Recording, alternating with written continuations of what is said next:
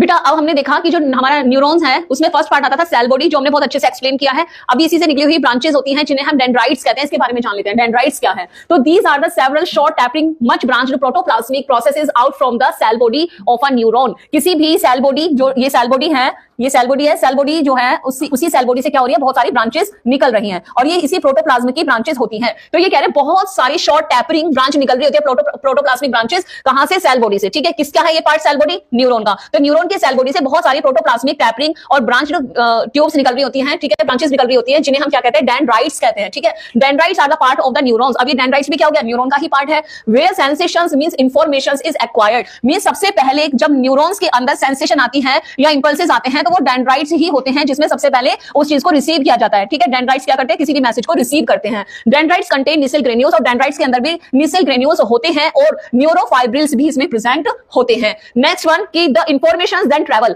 जो इंफॉर्मेशंस इन डेंड्राइट्स में आती है वो कहां जाएगी? वो इलेक्ट्रिकल इंपल्सेस की फॉर्म में जो साइटोन है या जो हमारा cell body part of neurons है, इस सेल बॉडी को ट्रांसफर कर दिया जाता है। तो the informations then travel as an electric impulses toward the cell body, एक इलेक्ट्रिकल इंपल्सेस की फॉर्म में डेंड्राइट्स का जो इंफॉर्मेशन था, जो मैसेज था, वो सेल बॉडी की तरफ मूव कर दिया जाता है। ये होता है मेन फंक्शन ऑफ डेंड्राइट।